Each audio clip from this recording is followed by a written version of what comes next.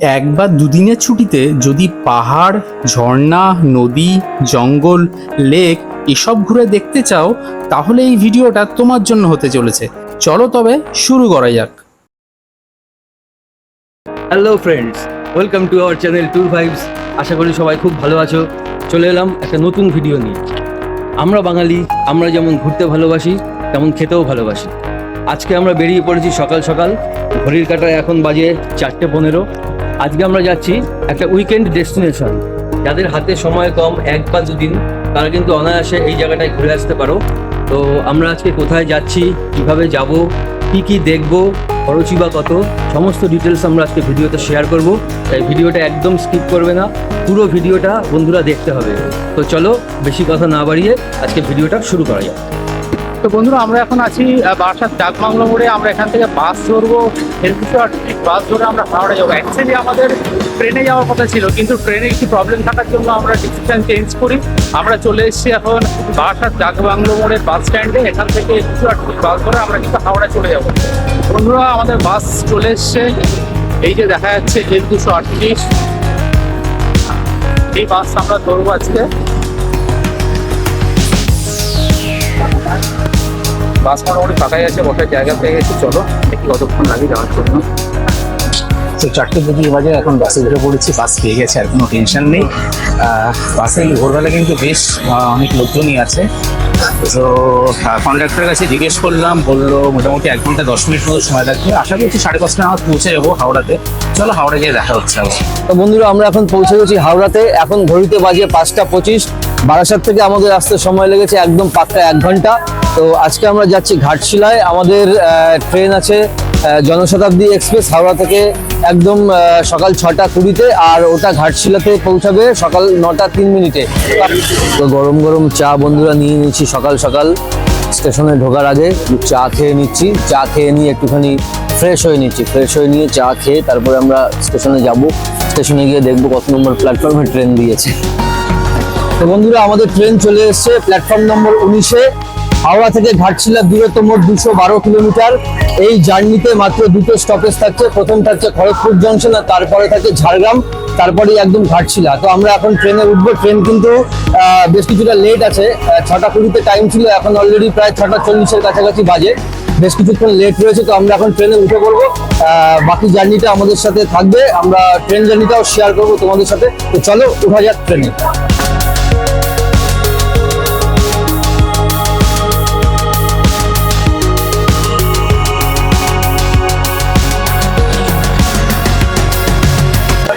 আমার এই সিট, এই যে তন্ময় আমার বন্ধু বসে রয়েছে, আর এদিকে রয়েছে বাপি, সঞ্জীব। তো আমরা এখন ওয়েট করছি তখন ট্রেনটা ছাড়বে। তো ট্রেনটা ছাড়ুক, তারপরে আমাদের জার্নিটা তোমাদের সাথে আবার শেয়ার করছি। তো ফাইনালি ট্রেন ছাড়লো। ট্রেন আজকে 35 মিনিট লেট। এখন দেখা যাক, ঘাটশিলা পৌঁছানোর টাইম 9:03। এখন সেটা কতটা কি রিকভার হয় সেটা দেখতে হবে।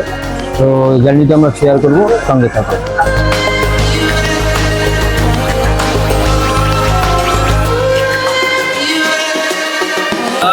তো বন্ধুরা, ফাইনালি ট্রেন ঢুকে গেছে খড়গপুর জংশনে। এটাই প্রথম হল্ট। এরপরের হল্ট আছে ঝাড়গ্রাম, তারপরে একদম আমাদের ডেস্টিনেশন ঘাটশিলা। তবে ট্রেন কিন্তু অনেকটাই লেটে চলছে, প্রায় 1 ঘন্টার কাছাকাছি ট্রেন কিন্তু আজকে লেট রয়েছে।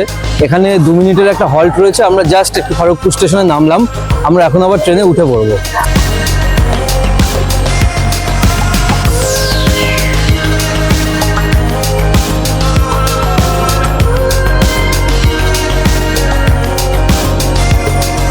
তো বন্ধুরা, আমাদের ট্রেন ঢুকে গেছে ঝাড়গ্রাম, এই সেকেন্ড স্টপেজ। এরপরে স্টপেজ কিন্তু একদম ঘাটশিলা।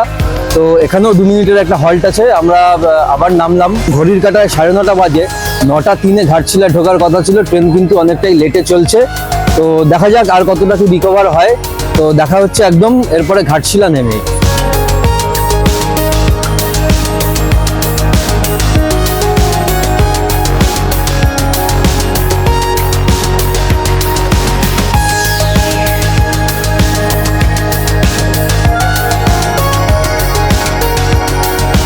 তো ফাইনালি আমরা নেমে গেছি ঘাটশিলা।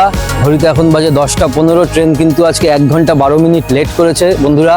তো কিছু করার নেই, আমাদের 9:03-এ ঢোকার কথা ছিল, অনেকটা লেট হয়ে গেল। তো ঘাটশিলা এই হচ্ছে স্টেশন, এই যে ট্রেন বেরিয়ে যাচ্ছে আর আমরা এখন স্টেশনের বাইরে বেরোবো, কোন দিক দিয়ে বেরোতে হবে দেখে নিই। তো কিছু খাওয়া দাওয়া আমরা আগে করে নেবো, খাওয়া দাওয়া করে তারপরে আমরা সাইট সিনে যাবো। তো সেগুলো সব কিছুই তোমাদের সাথে আমরা শেয়ার করব, তো ভিডিওটা দেখতে থাকো। এখানে স্টেশনের টিকিট কাউন্টার রয়েছে, এই যে বেরোনোর রাস্তা। তো এই দিক থেকে বেরিয়ে এই দিকটা পুরো এই যে অটো স্ট্যান্ড রয়েছে, ওদিকে গাড়িও রয়েছে। তো আমরা কিছু একটা নিয়ে নেবো, দেখা যাক। তো স্টেশন থেকে বেরিয়ে এখানে পরপর লাইন দিয়ে অনেক খাবারের দোকান রয়েছে, তোমরা চাইলে এখান থেকে ব্রেকফাস্ট সেরে নিতে পারো। আমরা এর মধ্যেই একটা দোকানে এখন ঢুকবো, এখান থেকে আমরা ব্রেকফাস্ট করব।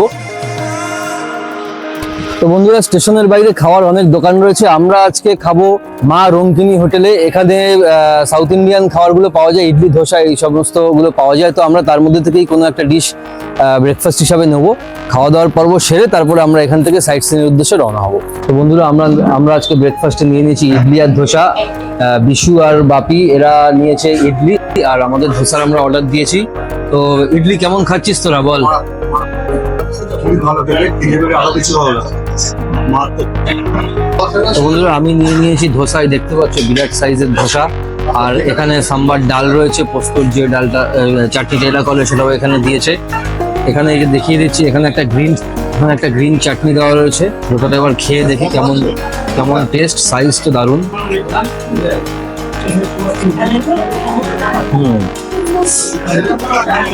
যেরকম নর্মালি ধোসা হয় সাউথ ইন্ডিয়ান স্টাইলে, সেরকমই ধোসা খেতে ভালো।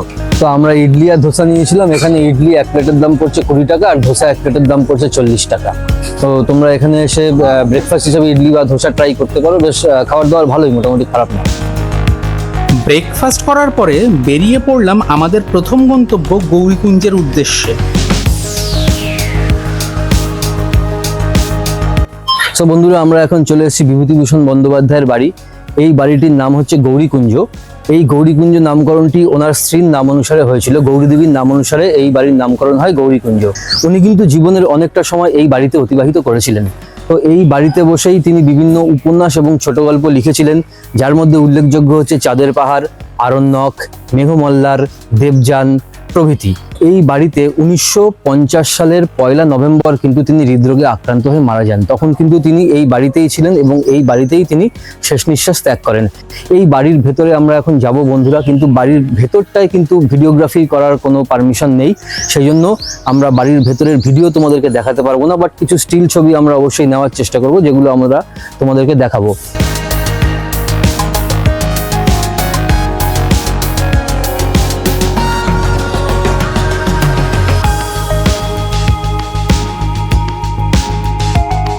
এটা একটা ঐতিহাসিক জায়গা, মানে এই জায়গাটা এসে খুবই ভালো লাগছে। তো যারা ঘাটশিলা ভ্রমণ করতে আসবে তারা অবশ্যই এই জায়গাটা ভিজিট করবে।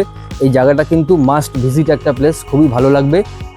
গৌরীকুঞ্জে বর্তমানে দেখভালের দায়িত্বে যিনি আছেন প্রদীপ দা। তো প্রদীপদার কাছ থেকে আমরা একটু জেনে নেব এই গৌরীকুঞ্জ সম্পর্কে এবং বিভূতিভূষণ বন্দ্যোপাধ্যায়ের সম্পর্কে কিছু তথ্য। নমস্কার, আমি গৌরীকুঞ্জ উন্নয়ন সমিতির সংযুক্ত সচিব এবং রক্ষণাবেক্ষণের দায়িত্বে থাকি। আমাদের এই গৌরীকুঞ্জ 5টা ক্লাব উদ্যোগে চলে। প্রথমে আমি বাড়িটার কথা বলতে চাই। এই বাড়িতে বিভূতিভূষণ এসেছিলেন 1930 সালে।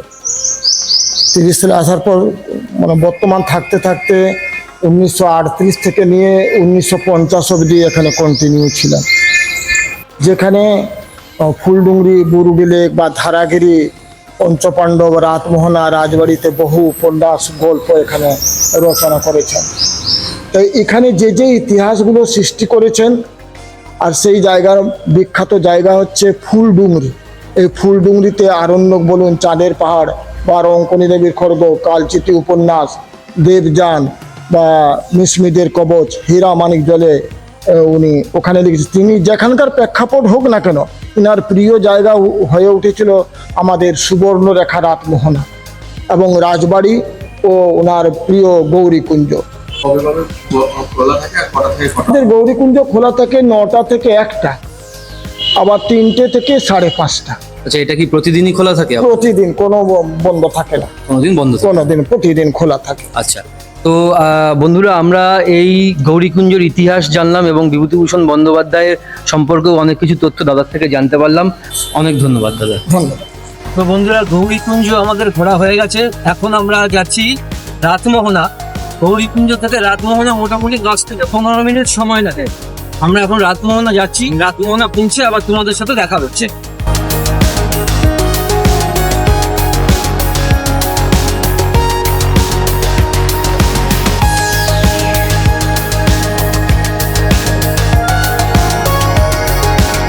সো আমরা এখন এসে গেছি আমাদের সেকেন্ড ভিউ পয়েন্ট রাতমোহনা। এই জায়গাটা দারুণ লাগছে, অসাধারণ লাগছে। এই যে সামনে দিয়ে বয়ে চলেছে এটা হচ্ছে সুবর্ণরেখা নদী। সুবর্ণরেখা নদীর সাইড থেকে একটুখানি গেলেই রাতমোহনা। তো আমরা এখন যাব এই রাতমোহনার এই নিচ থেকে নেমে গেছে, এখান থেকেই আমাদের যেতে হবে। আমরা যাচ্ছি, চলো তোমাদেরকে ব্যাপারটা ঘুরে দেখাই। তো আমরা এখন এসে গেছি রাতমোহনা ঝর্ণার সামনে, কিন্তু দুঃখের বিষয় যেটা রাতমোহনা ঝর্ণা কিন্তু আমরা দেখতে পাচ্ছি না। ঝর্ণা এখন গ্রীষ্মকাল, ঝর্ণাটা একেবারেই শুকিয়ে গেছে, একদম খুব সরু হয়ে জলের ধারা বয়ে চলেছে। বর্ষার সময় কিন্তু এখানে প্রচুর এখান থেকে জল নামে এবং এই জল সরাসরি এখান থেকে এসে কিন্তু সুবর্ণরেখা নদী এই যে বয়ে চলেছে সুবর্ণরেখা নদীতে গিয়ে মেশে। তো আমরা ঝর্ণাটা তো তোমাদেরকে দেখাতে পারলাম না, যেহেতু আমরা এমন একটা সময় এসেছি। আর কিছুদিন পরে বর্ষা শুরু হলেই কিন্তু এখান থেকে প্রচুর পরিমাণে জল কিন্তু আসবে, নামতে থাকবে। তো তোমরা বর্ষার সময়ও এখানে আসতে পারো, বর্ষার সময় আসলে তোমরা এই জায়গাটা সুন্দরভাবে এনজয় করতে পারো। তো পরিবেশটা খুব ভালো, মানে একদিকে সুবর্ণরেখা নদী বয়ে চলেছে, আরেকদিকে এখান থেকে রাতমোহনা ঝর্ণা, একটা দারুণ পরিবেশ। আমরা এখানে সামনে একটু এগিয়ে যাচ্ছি, এগিয়ে গিয়ে তোমাদেরকে একটু দেখানোর চেষ্টা করছি। জল খুবই অল্প, জল এখান থেকে এসে এরকম ভাবে তোমরা দেখতে পাচ্ছ এখানে একটা জলাশয়ের মতো তৈরি হয়েছে। তো কিছু করার নেই, এখন যেহেতু গরমের দিন ঝর্ণা নেই বললেই চলে। তো যেটা আমরা দেখলাম সেটাই তোমাদেরকে দেখালাম।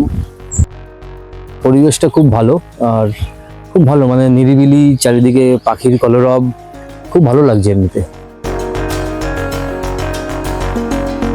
তো বন্ধুরা, আমি এখন দাঁড়িয়ে রয়েছি সুবর্ণরেখা নদীর কাছে। এই যে পেছনে দেখতে পাচ্ছ পুরো সুবর্ণরেখা নদী কি সুন্দরভাবে প্রবাহিত হচ্ছে, মানে অসাধারণ একটা প্রাকৃতিক সৌন্দর্য। আর এই সৌন্দর্যই কিন্তু বিভূতিভূষণ বন্দ্যোপাধ্যায়কে আকৃষ্ট করেছিল। এই সুবর্ণরেখা নদী এবং রাতমোহনা এই যে জায়গাটা, এই জায়গাটা কিন্তু ওনার একটা অন্যতম পছন্দের জায়গা হয়ে উঠেছিল। উনি এই জায়গাটাকে খুবই পছন্দ করতেন এবং এখানে মাঝে মধ্যেই কিন্তু উনি সময় পেলেই চলে আসতেন। তোমরা দেখো, অপূর্ব একটা সুন্দর জায়গা। এখানে চারিদিকে জল খুব মানে দারুণভাবে জলটা প্রবাহিত হয়ে চলেছে এবং জলের ফোর্স কিন্তু যথেষ্ট ভালো। মানে এখানে অনেক স্থানীয়রা এখানে স্নানও করছে আর কি। মানে দারুণ একটা প্রাকৃতিক পরিবেশ। আর এই জায়গাটায় বিকেলবেলা আসলে খুব সুন্দর হাওয়াও চলছে। বিকেলবেলা আসলে জায়গাটাকে আরো ভালো লাগবে।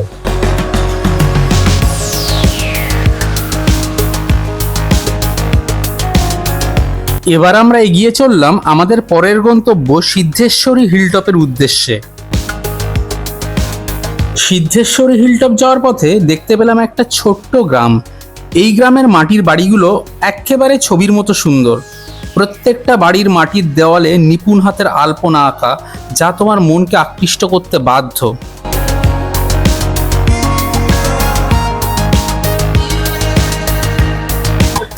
তো আমরা তো ঘুরতে বেরিয়ে গেছি, আমরা অটো নিয়ে ঘুরছি, কিন্তু ব্যাপারটা হচ্ছে প্রচণ্ড গরম। সেই কারণে এই বন্ধুরা দেখতে পাচ্ছ এখানে জল কিনে ওআরএস মেশানো হচ্ছে।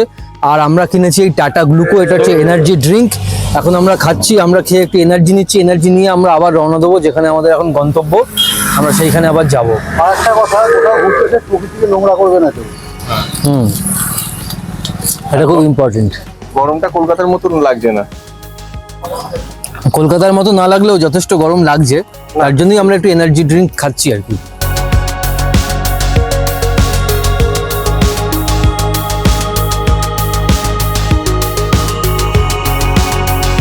তো আমরা এখন সিদ্ধেশ্বরী হিলটপের জাস্ট মুখটাতে রয়েছি। এই রাস্তা ধরে আমাদেরকে উঠতে হবে বন্ধুরা, পুরোটাই একদম জঙ্গল দিয়ে একদম ঘেরা। আর এই রাস্তা ধরে উঁচুতে আমাদের উঠতে হবে। এখানে 658 মিটার আমাদেরকে উঁচুতে উঠতে হবে। উঁচুতে উঠলে আমরা হিলটপে পৌঁছাতে পারবো। আর অটো কিন্তু এই অবধি আসবে। এইখানে অটোগুলো সব পার্কিং করা হয়, আরও 2-3টে অটো আমরা দেখতে পাচ্ছি এখানেই পার্কিং হবে অটো। তারপরে পুরোটাই কিন্তু হেঁটে আমাদেরকে উঠতে হবে। তো আমরা এখন যাচ্ছি, এই পুরো জার্নিটা আমরা তোমাদেরকে দেখাবো, তো দেখতে থাকো।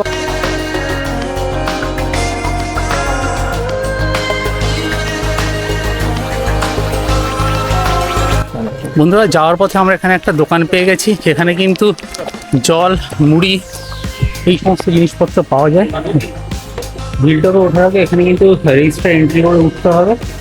আর এখানে এটা একটা ছোট দোকান মতো, এখানে জল বা টুকটাক লজেন্স এই জাতীয় খাবার দাবার পাওয়া যায়, বিস্কিট লজেন্স এবং পুজোর কিছু সামগ্রীও কিন্তু এখানে রাখা আছে। যারা উপরে যে পুজো দিতে চান তারা কিন্তু এখান থেকে সামগ্রী কিনে নিয়ে উপরে যেতে পারেন। হিলটপে ওঠার আগে এই যে দোকানটা তোমরা দেখছো, এর মধ্যে কিন্তু আর কোনো দোকান নেই, ফলে জল এখান থেকে নিয়ে যাওয়াই ভালো। আমি সাজেস্ট করব অবশ্যই এখান থেকে জল সঙ্গে নিয়ে যাবে, কারণ অনেকটা কিন্তু উঠতে হবে। তো আমরা মোটামুটি অর্ধেক রাস্তায় চলে এসেছি, আর 370 মিটার উঠলে কিন্তু আমরা হিলটপে পৌঁছে যাব। তো আমরা হিলটপের রাস্তায় উঠছি। এই রাস্তাটা কিন্তু বেশ খাড়াই রাস্তা, তো যারা বয়স্ক মানুষ আছে তাদের পক্ষে কিন্তু এখানে ওঠাটা সত্যিই খুব ডিফিকাল্ট হবে। সেজন্য বয়স্ক যারা আছেন তারা এই জায়গাটাকে অ্যাভয়েড করে চলাই কিন্তু ভালো।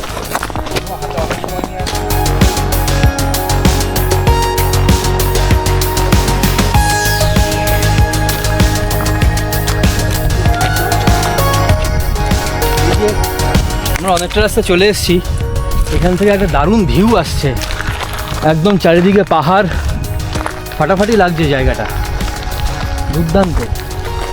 যারা ঘাটশিলা আসবে ঘুরতে, যাদের পক্ষে সম্ভব অবশ্যই এই জায়গাটা ভিজিট করবে। একটা অন্যরকম একটা অভিজ্ঞতা হবে, একদম পুরো অ্যাডভেঞ্চারাস একটা অভিজ্ঞতা।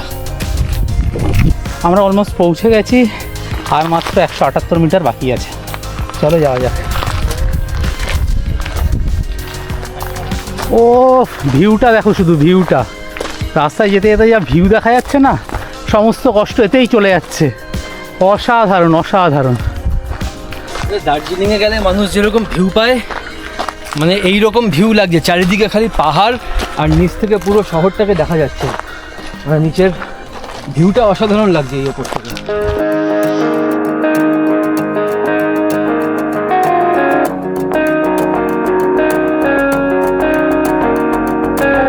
তো 658 মিটার একটা ছোটোখাটো ট্রেক করে আমরা ফাইনালি চলে এসেছি এই সিদ্ধেশ্বরী হিলটপের যে মন্দির, এই মন্দিরের কাছে আমরা চলে আসছি। ভেতরে পুজো চলছে, আমরা এখন ভেতরে যাব, ভেতরে গিয়ে তোমাদেরকে ভেতরটা দেখাচ্ছি।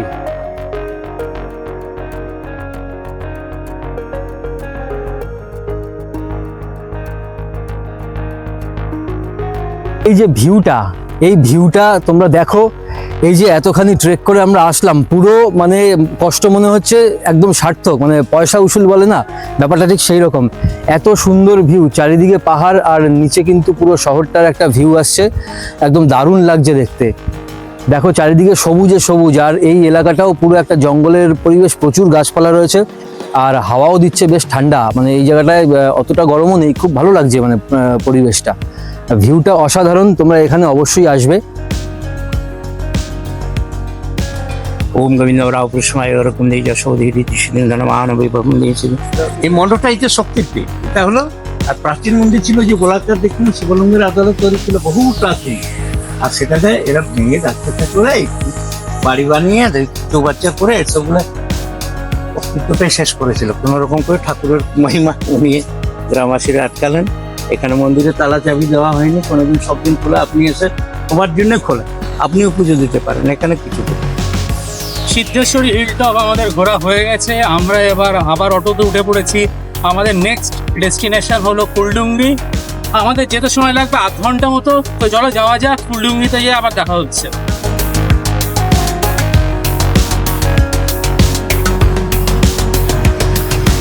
কুলডুঙ্গি যাওয়ার পথে আমরা কিন্তু পেয়ে গেলাম রাস্তার পাশে বিশাল বড় কাজু বাদাম, অজস্র ওখানে কাজু গাছ আমরা দেখতে পাচ্ছি। কিন্তু এই সময় কাজু বাদাম হয় না, তাই কোনো কাজু বাদাম আমরা দেখতে পেলাম না। কিন্তু তোমরা দেখতে পাচ্ছ এই যে পুরো বাগানটা দেখা যাচ্ছে, এটা পুরোটাই কিন্তু কাজু গাছে ভর্তি।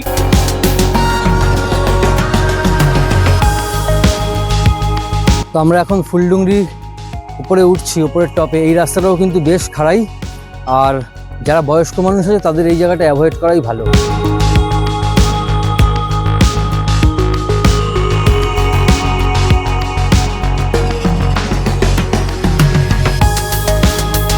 এই যে মার্ক করা রয়েছে এটাই হচ্ছে রাস্তা। এই মার্কিংগুলো দেখে দেখেই তোমরা উপরের দিকে আস্তে আস্তে উঠবে।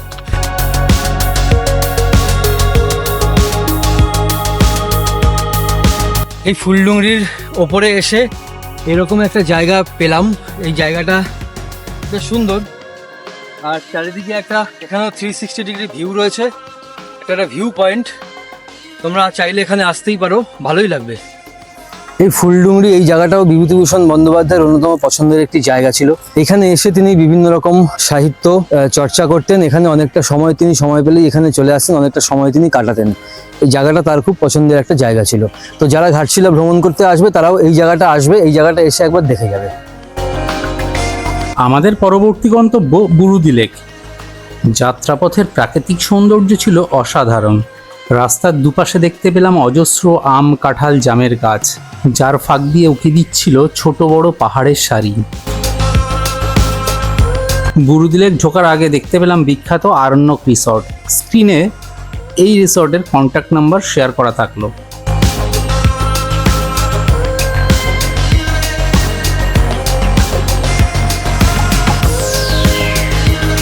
তো আমরা এখন বুরুডি লেকের কাছে চলে এসেছি। আমরা বুরুডি লেকে নামবো। লেকের উল্টো দিকে এইরকম একটা ভিউ রয়েছে, একটা দুর্দান্ত ভিউ তোমরা পাবে। চারিদিকে পাহাড় ঘেরা, অসাধারণ জায়গা। আর এই দিকটায় হচ্ছে বুরুডি লেক। তবে এখন যেটা দেখতে পাচ্ছি, লেকের জল কিন্তু অনেকটাই কমে এসেছে। এখন গরমের জন্য লেকের জল অনেকটাই কম। এখানে বোটিংয়ের ব্যবস্থা রয়েছে। আর চারিদিকে এত সুন্দর একটা মানে ভিউ, পুরো পাহাড় দিয়ে পুরো লেকটাকে ঘেরা, দুর্দান্ত লাগছে দেখতে।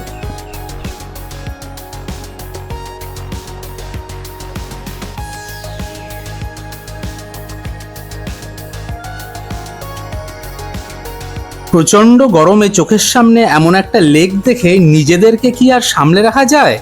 তাই বন্ধুরা মিলে নেমে পড়লাম আর কিছুক্ষণের জন্য ফিরে গেলাম ছোটবেলায়।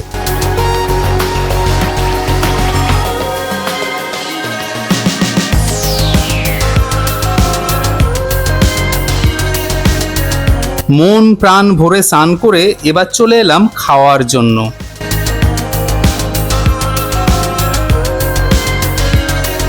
তো আমরা এখন খেতে বসে গেছি।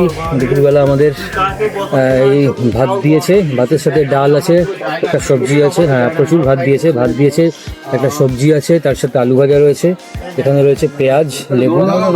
আর এরপরে আমরা যেটা খাবো, আমরা এখানে দেশি চিকেনটা চলে, আমরা দেশি চিকেন খাবো। আমাদের এই থালি পড়েছে দেশি চিকেন দিয়ে, এই থালি পড়েছে আমাদের 200 টাকা। আর ও খাচ্ছে নিরামিষ, বাস ঠিক আছে। মাসে নিরামিষ থালি এখানে কত? 50 টাকা। এরকম কাগজের বাটিতে করে দিয়েছে, 4 পিস করে রয়েছে। দেখে তো খুব ভালোই লাগছে, কালারটা খুব সুন্দর লাগছে। খেয়ে জানাতে হবে কেমন হয়েছে। তো আমাদের এখানে খাওয়া দাওয়া কমপ্লিট হয়ে গেছে। আমরা এখন যাব ধারাগিরি ওয়াটারফলস। আর এখানে যেটা খাওয়া দাওয়ার কোয়ালিটি মোটামুটি খারাপ না, আবার খুব যে ভালো তাও নয়, মানে মোটামুটি চলনসই। তোমরা যারা এখানে আসবে তারা এখানে খাওয়া দাওয়া করতেই পারো। আমরা এই দোকানের নাম্বার তোমাদেরকে জানিয়ে দেবো। 9142190229। আমি অর্ডারটা নিয়ে নিয়ে ওকে, ফোন করলে অর্ডারটা নিয়ে না, তারপরে এসে আপনারা পে করে দেন। হ্যাঁ, আমি লিখে রাখি। আর যে আপনি আসবেন, যে আমার এতগুলা খাবার অর্ডার আছে, আমি দিয়ে দেবো। মানে অর্ডারের খাবারটা এলেই পাবেন। আর যদি বিনা অর্ডারে আসেন, যদি থাকে দিয়ে দিই, না থাকে তাহলে সময় দিলে রান্না হয়ে যায়। পাহাড় আর জঙ্গলে ঘেরা এক অপরূপ সুন্দর পথ ধরে আমরা এগিয়ে চললাম ধারাগিরি ফলসের দিকে।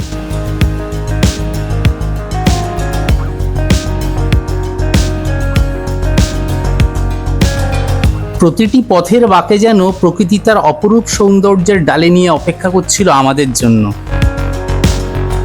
তো বন্ধুরা, এখানে রাস্তায় যেতে যেতে ছোট ছোট ছেলেমেয়েরা আছে, এরা রাস্তার জাম গাছ থেকে জাম পাড়ছিল। এই দেখো, এরা সব পাতার মধ্যে জাম নিয়ে জাম খাচ্ছে, তাই তো? পাতার মধ্যে সব জাম নিয়ে জাম খাচ্ছে। তোর নাম কি? নীলমণি। আচ্ছা নীলমণি, তোর নাম কি? লজ্জা পাচ্ছিস? হ্যাঁ, সময়। আচ্ছা, এখানে এসে অনুভব করলাম প্রকৃতি তার অপরূপ শোভা নিয়ে অপেক্ষা করছিল আমাদের জন্য। বিস্তীর্ণ সমতল ভূমি পেরিয়ে দূরে উঁকি দিচ্ছিল পাহাড়ের সারি আর গহীন জঙ্গল। আর এই শোভার স্বাদ নিতে নিতে আমরা এগিয়ে চললাম ধারাগিরি ফলসের দিকে। তো বন্ধুরা, আমরা এখন ধারাগিরি ওয়াটারফলস দেখতে যাচ্ছি। চারিদিকে এখানের যা পরিবেশ, একদম দুদিকে পুরো জঙ্গলের পরিবেশ। এই দেখো, এই সাইডটাও পুরো জঙ্গল, এই দিকটাও পুরো জঙ্গল, মাঝখান থেকে সরু রাস্তা, মানে একদম পুরো একটা অ্যাডভেঞ্চারের ব্যাপার রয়েছে। একদম নিস্তব্ধ চারিদিক, মাঝে মধ্যে একটু পাখির ডাক শোনা যাচ্ছে। তো আমরা এখান দিয়ে অনেকটাই, অটো যেখানে আমাদেরকে নামিয়ে দিয়েছে সেখান থেকে বেশ অনেকটাই আমরা হাঁটতে হাঁটতে যাচ্ছি। এই ফিলিংসটা ঠিক বলে বোঝানো সম্ভব নয়। এখানে অ্যাকচুয়ালি আসলে এই ব্যাপারটা বোঝা যাবে। যারা ঘাটশিলায় আসবে তাদেরকে অবশ্যই বলবো এই ধারাগিরি ওয়াটারফলসে আসতে, কারণ এই যে জার্নিটা, এই জার্নিটাই একটা কিন্তু দুর্দান্ত এক্সপিরিয়েন্স।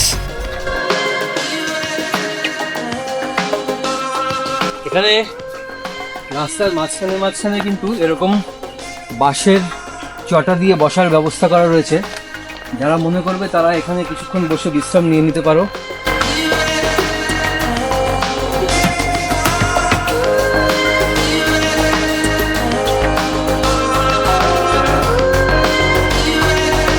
তো আমরা এসে পৌঁছেছি ধারাগিরি ওয়াটারফলস। এই হচ্ছে ধারাগিরি ওয়াটারফলস, কিন্তু দুঃখের বিষয় জলের ধারা আমরা দেখতে পেলাম না, তোমাদেরকেও দেখাতে পারলাম না। বর্ষাকালে এখানে প্রচুর জল আসে, প্রচুর মানে স্রোত এখান থেকে নামে, কিন্তু যেহেতু এখন গরমকাল সেই জন্য এখানে জল নেই। তো এখান থেকেই জলের ধারাটা নেমে এখানে একটা ছোট্ট মানে জায়গা রয়েছে, এখানে জলটা পুরোটা জমা হয় আর কি। এখানে একটা শিব মন্দির আছে ছোট, আর জায়গাটা কিন্তু অদ্ভুত। এই দিনের বেলাতেও ঝিঝি পোকার ডাক শুনতে পাচ্ছি, একটা গা ছমছমে পরিবেশ এইখানটায়। এই যে দেখতে পাচ্ছ গাছের ঝুড়িগুলো উপর থেকে নেমেছে, কি ভয়ঙ্কর হবে। ওয়াটারফলসটা এখানে থাকলে 16 কলা পূর্ণ হয়ে যেত। এখন যেহেতু জলের ধারা নেই তাই আমরা ধারাগিরি ওয়াটারফলস দেখাতে পারলাম, কিন্তু ধারাটা দেখাতে পারলাম না। এই ছোট্ট বোন, ওর নাম মোগলি সবর, ও আমাদেরকে রাস্তা দেখিয়ে ধারাগিরি ফলসের দিকে নিয়ে গেছে। ও কিন্তু ক্লাস 4-এ পড়ে এবং ও রান্নাও করতে পারে। ঠিক আছে বাবু, আবার যখন আসবো তখন তোমার সাথে দেখা হবে, ঠিক আছে? আর পড়াশোনা ভালো করে করবে। ধারাগিরি ফলস থেকে এবার আমরা চলেছি চিত্রকূটের পথে। চলো চিত্রকূটে যাই, আবার তোমাদের সঙ্গে দেখা হচ্ছে।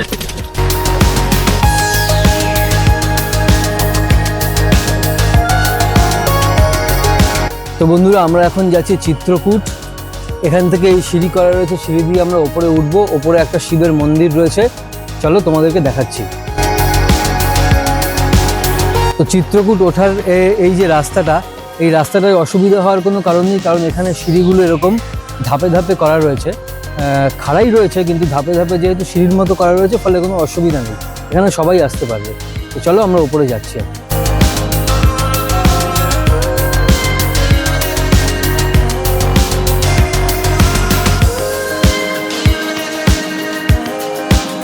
তো সিঁড়ি দিয়ে কিছুটা উঠেই এটা হচ্ছে মূল মন্দির।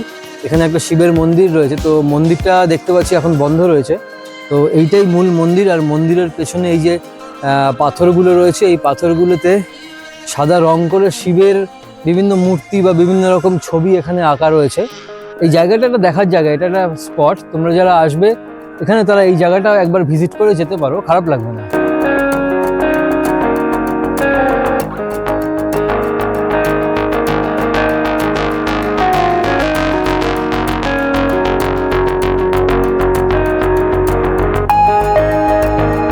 তো আমরা একদম চিত্রকূট পাহাড়ের ওপরে চলে এসেছি। এই জায়গাটা অসাধারণ লাগছে, পড়ন্ত বিকেলে। চারিদিকে একদম পাহাড়ের রেঞ্জ, এদিক দিয়ে চারিদিকে পাহাড়ের রেঞ্জ, ওদিক দিয়ে রেল লাইন চলে গেছে, আর এদিক দিয়ে মেন রাস্তা এখান থেকে গেছে। তো ওপর থেকে পুরো শহরটাকে মোটামুটি দেখা যাচ্ছে, মানে অসাধারণ একটা ভিউ পয়েন্ট এটা। যারা আসবে তারা অবশ্যই এই জায়গাটা একটুখানি কষ্ট করে আসবে, খুব একটা কষ্ট হবে না উঠতে, কিন্তু খুব সুন্দর লাগবে এই জায়গাটায় আসলে।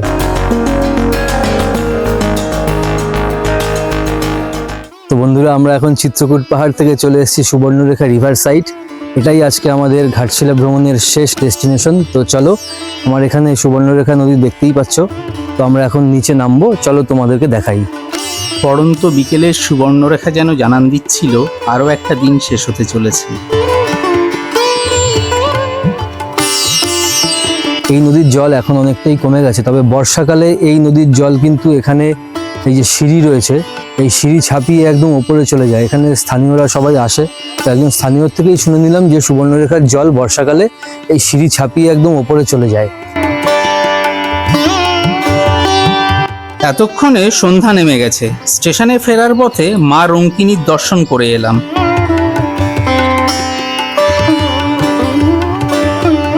তো বন্ধুরা, আমরা এখন আছি রঙ্কিনীর মন্দিরে। রঙ্কিনীর মন্দিরে ঢুকেই এখানে মূল মন্দিরটা রয়েছে, ভেতরে পুজো চলছে। চলো তোমাদেরকে একটু দেখিয়ে আনি। মন্দিরের পুরোহিতের কথা অনুসারে প্রায় 400 বছরের পুরনো এই মন্দির। একসময় এখানে বলি প্রথার প্রচলনও ছিল। অতি জাগ্রত এই রঙ্কিনী মাতা শিশুরক্ষক হিসেবে পূজিত হন। মন্দির প্রাঙ্গণে আছে আরও একটা রাধা গোবিন্দের মন্দির। তো ঘাটশিলা যারা ঘুরতে আসবেন, এখানে অটো স্ট্যান্ড রয়েছে, আপনারা এখান থেকে অটো পেয়ে যাবেন। আর এখানে একটা রেট চার্ট কিন্তু দেওয়া রয়েছে। এখানে বিভিন্ন পয়েন্ট, যে কটা পয়েন্ট হবে সেই পয়েন্টের অনুসারে এখানে ভাড়া ঠিক করা রয়েছে। ফলে কোনো সমস্যা নেই ভাড়া নিয়ে। আর যারা মনে করবেন যে মিক্সিং করে ঘুরবেন, তারা এখান থেকে নিজেদের মতো করে চয়েস করে নিয়েও কিন্তু আপনারা ঘুরতে পারেন।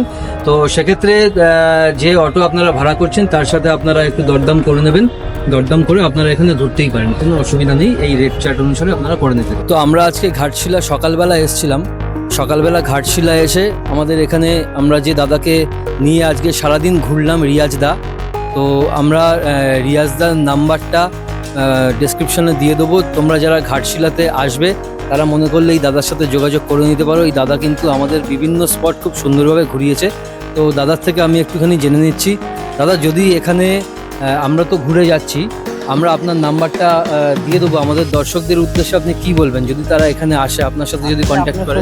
মানে আমার সঙ্গে 5 দিন আগে ফোন করে দিবেন, আচ্ছা আমি হোটেল ফোটেল সব করে দিব, কোনো টেনশন নেই। আপনারা আসলেন, আচ্ছা হোটেল মানে এই স্টেশন থেকে রিসিভ করে হোটেল পর্যন্ত নিয়ে যাব, ঘুরিয়ে আবার আপনারা আচ্ছা।